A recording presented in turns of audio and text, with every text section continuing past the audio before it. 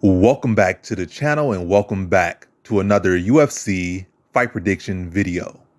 In this video, I'll be predicting the full card of fights for UFC 285, Jones versus Gane. So without further ado, let's get to our first fight on the card. So in our first fight, we got in the lightweight division, Loic Rajabov versus Esteban Robovic. And now this one right here is going with Loic Rajabov here, not a whole lot of confidence.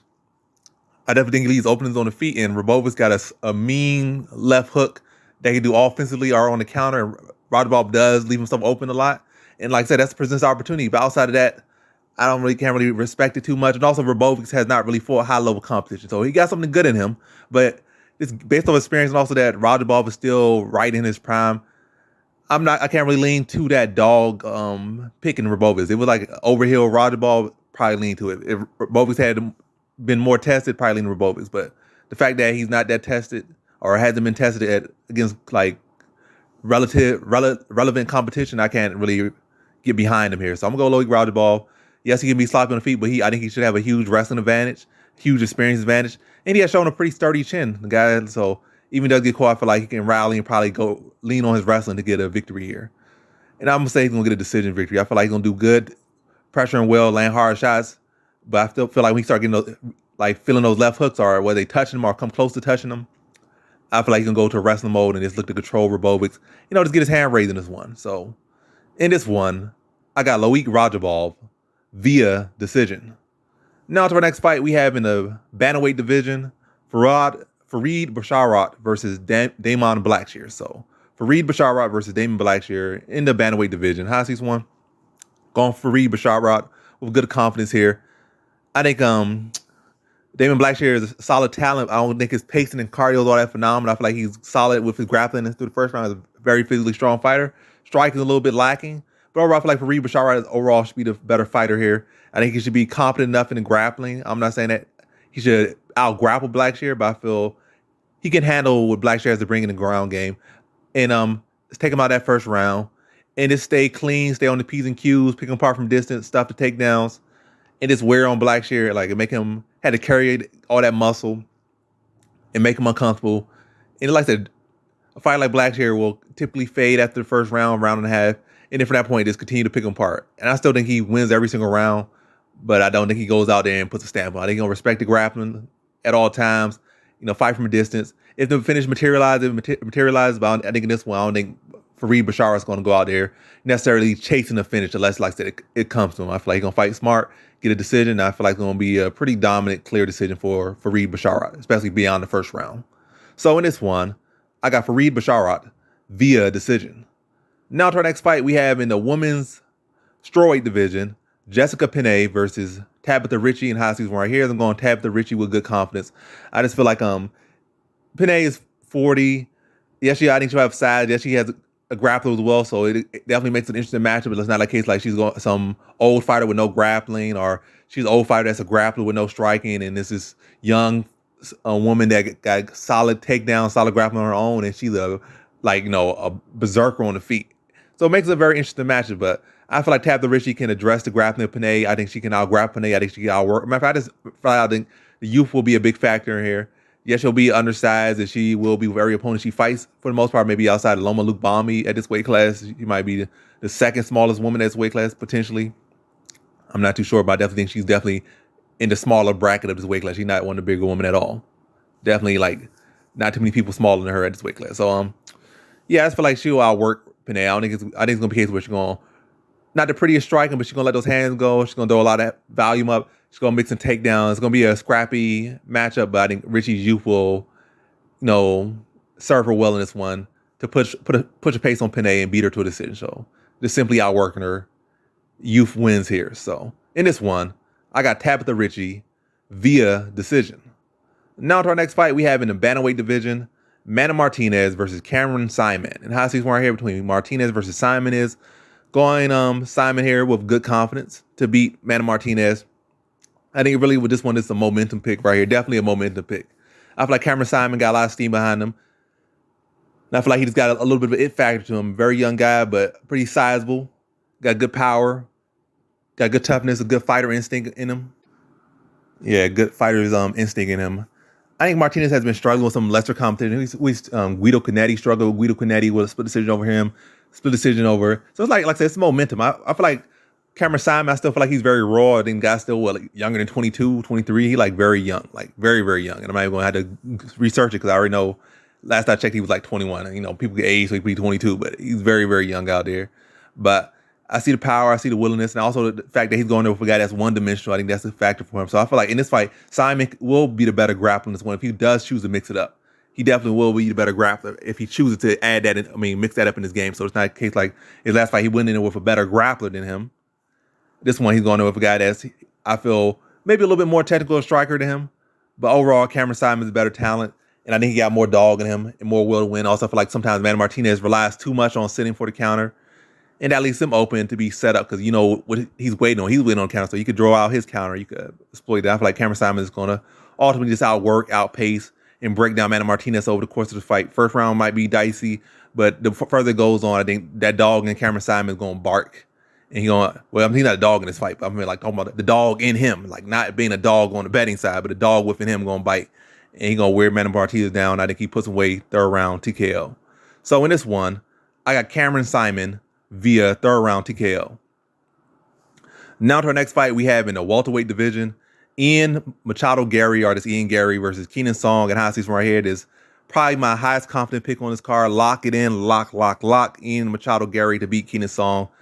I'm going to say decision here. I feel like Gary hasn't shown to be that finisher too much at this level yet. And Keenan Song is, a little bit underrated. You would think he's like 2-2 or 3-4 or 3-6 or something, but he's actually 4-2. So he has a decent UFC record, surprising enough. But I think talent-wise, Gary got him beat everywhere. Striking, length, size, youth, speed, athleticism, skill, talent, IQ. He just has Keenan Song beat in every area of this game. And I don't feel like Keenan Song has much from him. I don't even feel like his power is all that notable. But obviously, Gary got to respect him. But once you got a little bit of respect like that, justified amount of respect from there, like I think Gary just picked him apart for like 3 rounds. Matter of fact, he probably does finish him. I feel like when he that much skill, then he gonna put him away. But I'm still gonna lean decision. Betting wise, I might throw some money on some finish if the value's there. But prediction wise, I'm just gonna say Gary decision here. So in this one, I got Ian Gary via decision. Now to our next fight, we have in the middleweight division, Julian Marquez versus Marc-Andre Baralt. And how I see from right here is I'm going Julian Marquez to beat Marc-Andre Baralt. Not a whole lot of confidence, but I just feel like Marquez is the tougher fighter. Unless you put his lights out, he's going to keep coming. He's a scrappy fighter. He'll definitely invite that, like, let me bang bro mentality out there. So you got to put away. It's not like Baralt is a finisher. He's more so like a cardio, wear you down striker. He doesn't mix and takedowns a whole lot. More than he just kind of like a cardio kickboxer. That's really what I say. He's a cardio kickboxer. He got the full round of skills, but could definitely be dominated in the area. Like he's the guy that's, he's solid everywhere, but mostly prefers to be a cardio kickboxer. Like say you're a great wrestler, you go out there and flip around like a pancake, a flapjack. Solid striker, you can knock him out in like 2 seconds. But yeah, he that middle of the pack guy that fights with a jack of all trades, but mostly centers around striking and this pacing. But I feel like Marquez will, make him have to fight ugly. And I don't feel like Baralt does well in ugly fights. And I feel like Marquez will bring an ugly fight out of him and make him fight, make him scrap. And I feel like Marquez will be the one landing the heavier shots and making Baralt, panic and probably shoot ugly takedowns. I think ultimately I feel like it's gonna be a scrappy, crazy fight. But I think Marquez thrives in that fight. He's gonna force a ugly fight out of Baralt. And then I feel like in later rounds, like third round, Baralt's gonna start to get frustrated, get hurt, and start to shoot ugly takedowns. I think Marquez going to snap on a choke on him as he shoots a poor shot and tap him out third round. So in this one, I got Julian Marquez via third round submission. Now to our next fight, we have in the women's flyweight division, Viviana Araujo versus Amanda Ribas. And how I see right here is I'm going Viviana Araujo. Not a whole lot of confidence. This is a very close fight. But I feel like grappling could definitely cancel out. And Araujo has like a 90% takedown defense ratio. I feel like on the feet so far through their careers, I feel like Araujo has shown to be the more lethal and more consistent striker, whereas Ribas, she looks good when her opponents can't strike. That's when she looks good. Like, she's going with Randa Marcos, or she's going in there with, what's her name? Paige Van Zandt, who at that point was already on with Dancing with the Stars and didn't really care for MMA at that point. I mean, even a prime, the best of the best Paige Van Zandt, the motivated Paige Van Zandt will get picked apart by Amanda Ribas, but especially Pedro Vizana, who's not fully focused, and yeah, Priori was planning her OnlyFans out at that point. So yeah, and who else she picked apart? She was getting picked apart by what's her name? That one Brazilian chick that's like a BJJ practitioner, but then she has a tendency to dip off, and that's when she really came on, when her opponent dipped off and just stepped off the gas, took her foot off the gas. But anyway, I haven't really seen a great consistent striker from Amanda Hebert. I'm not saying Araujo is the most technical striker, but you definitely have seen the power. And when she's not really loading up, what she can have a bad tendency of doing, you have seen sharp striking, especially when she initially came to UFC. Her striking looked much sharper. I feel like a lot of times now she gets too caught up trying to land power, kind of fell in love with the power, that she kind of got away from her technique. But between the two, Araujo has definitely shown a better technique, for sure, because more consistent and definitely more power and more consistency, more effectiveness on the feet, where than Hebus, which mostly her striking is just volume more than anything. More than substance, just quality. I mean, it's quantity over quality, whereas Araujo's, but even like Araujo's last fight, she showed that she can put up a good pace and held her own on the feet. And I feel like her improvement in her wrestling setups in her last fight as well against Grosso. So I'm liking a lot what I'm saying with Araujo. I feel like the biggest thing that kind of sticking out away from her is that she is older. She's like 35, and Hebus is like a good chunk of years younger than her. So that's the biggest issue with this one. But ultimately, I'm gonna say Araujo is gonna land the heavier shots. Volume probably gonna be roughly the same. I think Araujo will do well to stuff a lot of Hebus' takedowns, and even if it goes to the mat, I feel like Araujo will be able to get back up pretty quickly, maybe in reverse her. So a wrestling grappling can easily cancel out here. Matter of fact, I'll favor Araujo to get the takedowns over Hebus, and while I definitely like a lot of her setups and her takedown and her techniques in her fight with Grosso in last fight. So saw a lot of improvement in that one, and I'm liking that. And on the feet, again, historically, I've liked what I've seen from Araujo much more than Hebus. So yeah, she'll land the heavier shots, grappling mostly canceling out, and so landing hard shots in the striking total roughly the same. Probably hurt Hebus sometimes, maybe drop her or something, but it'll go to a decision. But Araujo will win close striking totals and doing the more damage. So in this one, I had Viviana Araujo. Let me say that again. I had Viviana Araujo via decision. Now to our next fight, we have in the middleweight division, Derek Brunson versus Dricus du Plessis. And high season right here is I'm not gonna get into the whole historics too much with this one. Let me just get to the point. Derek Brunson's a solid fighter, but he is pushing 40, which is not a good look.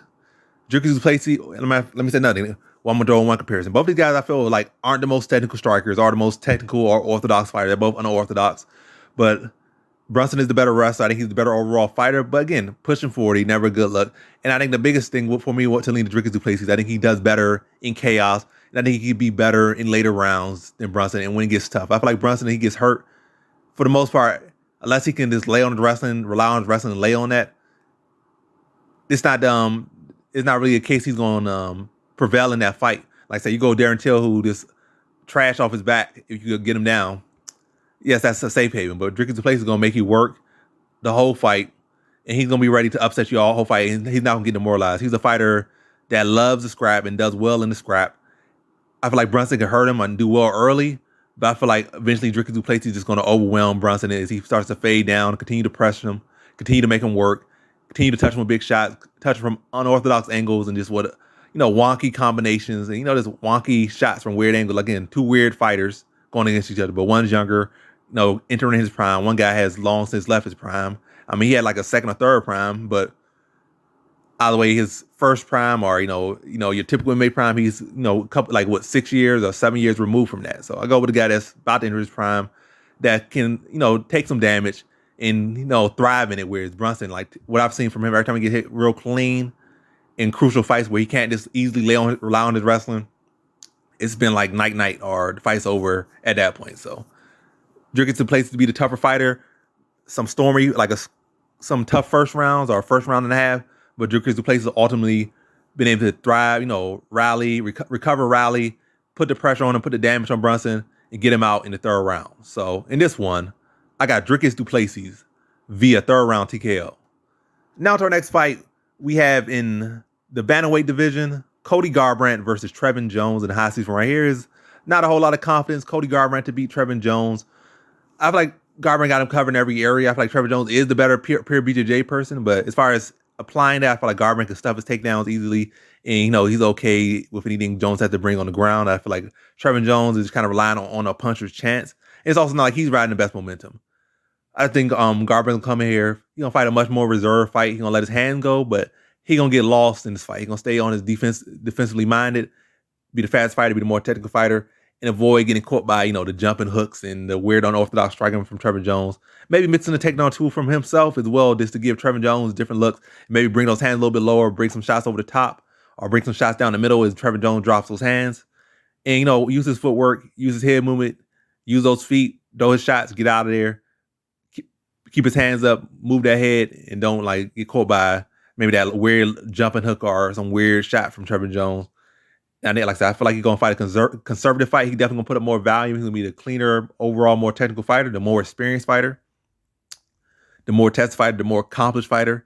And I think he's gonna fight a clean performance and beat Trevin Jones to a decision, fighting smart. Just doing what he needs to do, getting a win, but not taking any great risks. Just relying on his skills and just sharpening his defense and coming in here and fighting a smart fight and doing what he needs to do to get his hand raised. So in this one, I got Cody Garbrandt via decision. Now to our first fight on the main card, we have in the middleweight division, Jamie Pickett versus Bo Nickel. And how I see this one right here is lock it in, Bo Nickel, first round, submission. On with Bo Nickel to just go out there. Jamie Pickett has been mollywopped by the Beverly Hills Cowboy, Beverly Hills Ninja. He been mollywopped by Kyle Dawkins. So he's been mollywopped by some not so good guys at that. And Kyle Dawkins will go out there and just mollywop you and just submit you first round. Bo Nickel for sure can. This is a big step up for Bo Nickel for sure. This is his biggest test for sure.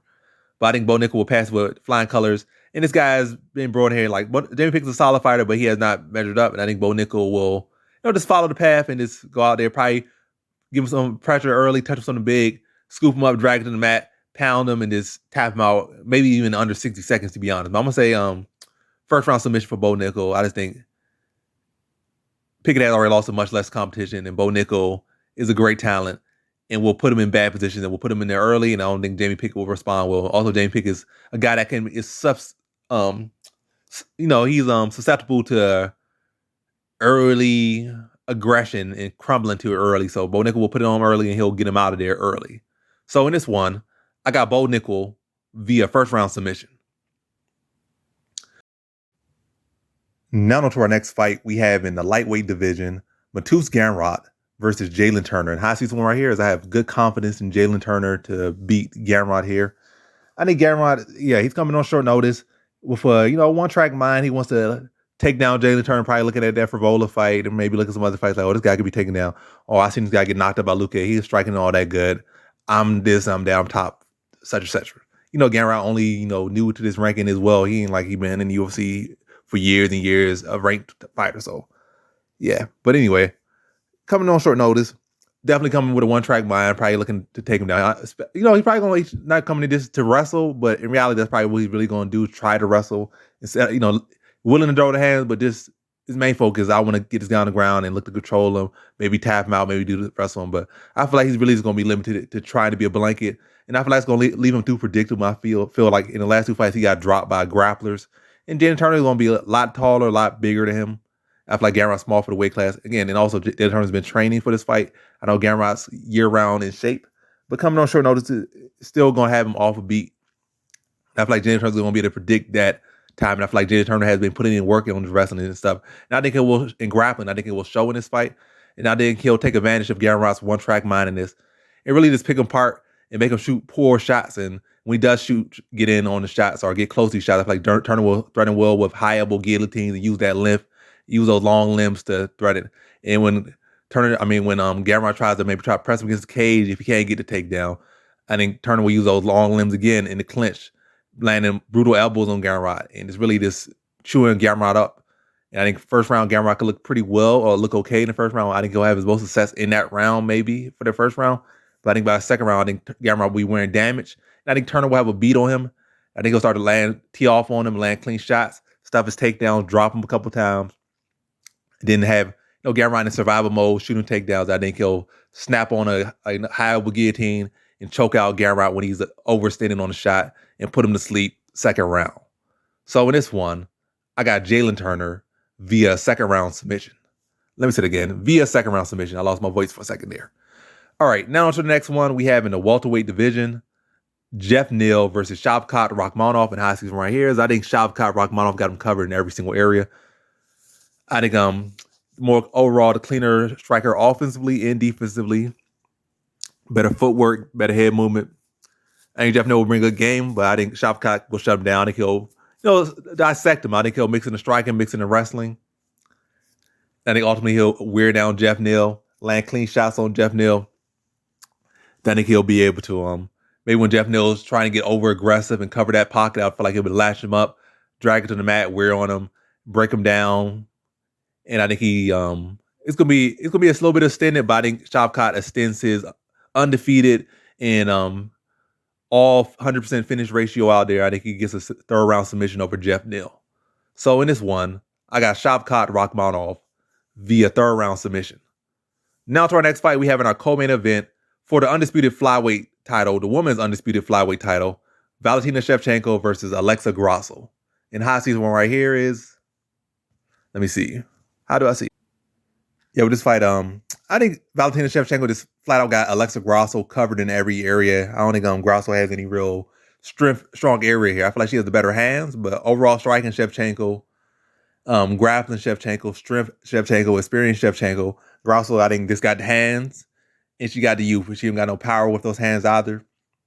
I feel like Shevchenko gonna chew up with kicks, and then when Grosso starts to enter boxing range, maybe overcommitted, maybe falling with some shot, I think Shevchenko will probably rip her to the body with kicks or spinning back kick when she falls in. And maybe sometimes allow her to fall in a little bit more, maybe level change, duck under, get a body lock, and just toss her around. I think Grosso will do a good job to respond and stay active in this fight, but I just think Shevchenko is just going to be, a couple levels above. Like I said, she'll be the better striker. She'll be the better grappler. She has the better experience. And she's still very much game and very much motivated. And I think she'll, beat Grosso pretty cleanly. I don't think it's going to be a complete washout, but I don't think it's going to be any other way you could lean this fight except to Shevchenko once the final bell rings. So in this one, I got Valentina Shevchenko via decision. Now to our next fight, we have in our main event for the undisputed heavyweight title, Jon Bones Jones versus Cyril Gane. And how I see this one right here is, I'm going Jon Jones. About average confidence right here to beat Cyril Gane. The long layoff is an issue. The size is an issue. There's a lot of issues for Jon Jones in this one, but the man hasn't lost a fight for a reason. You could try to say, though the Gustafsson fight can't really justify that too much, that Gustafsson won. He can't. There's not really no good justification he won that fight. Santos, no good justification. But the Reyes fight, his last fight, there's good justification for him losing that fight. There's a good case for him losing that fight. So coming off a bad win, 3-year layoff, going up in weight, fighting a very game Cyril Gane. He's not going there with a guy that's like, he going there with Derek Lewis. He's not going there with Tai Tuivasa. He's not going there with and also this is his first fight at heavyweight. First fight at heavyweight, fighting pretty much the best guy here available right now at heavyweight.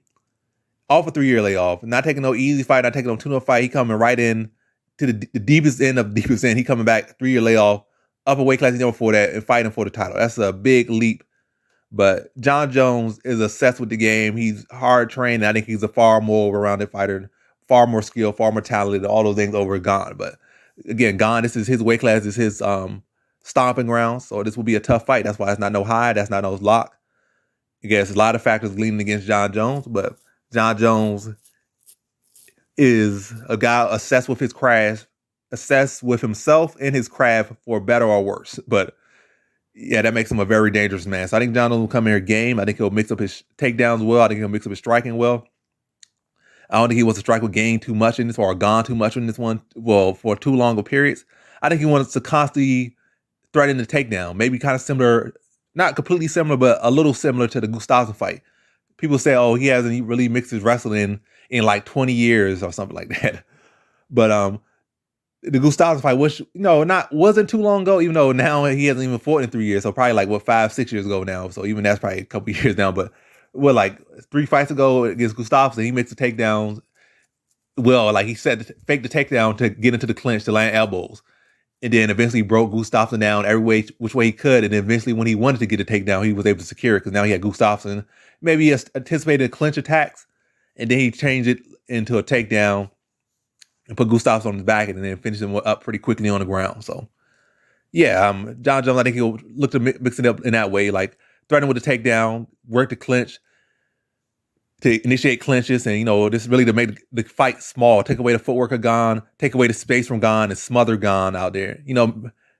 Mix up his footwork, mix up his stances, and just constantly keep Gane busy. I think Gane will do a good job to use lateral motion, but I think ultimately John Jones again has more tools than Gane and has more ways to win than Gane. Gane like really decision and knockout. John Jones could get the knockout or the TKO. He could get the submission. He could get the decision. He could get it grappling. He could get it standing. Like he could get it more ways. Am I saying he's gonna get a finish? I'm gonna say decision, but definitely finish for both is on the table. But going to lean decision here, John Jones. It's a big test, and I think Gane will be ready for him and will be coming in and fight his heart out. But I think John Jones is going to be too crafty for him and too well-rounded for him. And he's going to be able to mix up more, whereas Gane's going to look to, really, like I said, he's going to look to strike, he's going to look to be himself, probably look to dance on the outside, maybe throw some kicks, try to target the legs of John Jones, try to mix up, give John Jones some angles, give some different looks. And maybe when he starts laying a clean combination on him and John Jones, his defense is a little bit awkward, and probably just look to stay on him. Like when John Jones does go defensive, try to stay on him and keep him busy, landing shots and cut angles while he's throwing those shots, and look to be busy. But I think John Jones will do well to respond. Again, an opportunity present himself, he will initiate takedowns on Gane. And I don't think Gane will do the best to defend him, and I think John Jones will get these opportunities. And I think even when Gane has moments maybe where he can escape, I feel like he's probably going to have moments where he's going to go for at least probably one moment he's going to go for that silly ankle lock. And John Jones is going to turn that over him in advanced position and do damage on him. But again, I think Gane will be tough through here. But I think John Jones will be able to get takedowns. I think he'll be able to have positional advantage.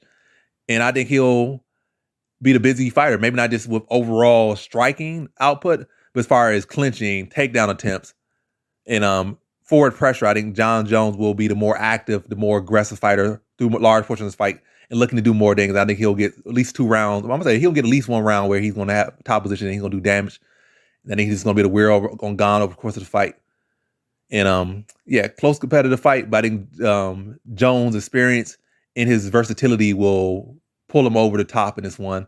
That takedowns, that control time, probably the damage he does on top as well will wear on Gane as well. Like cut him up and then have Gane, a little bit labored going later round. And then John Jones probably, taking over fully in the 4th and 5th, those championship rounds, as a champion does, and as John Jones has historically done throughout his career in tough fights, come on and show that he's a champion and why he's champion in those 4th and 5th rounds. So competitive, really competitive through 3, but John Jones showing why he is who he is in the 4th and 5th. So in this one, I got John Jones via decision. And that concludes my fight predictions for the full card of fights for UFC 285, Jones versus Gane. And as always, thanks for watching.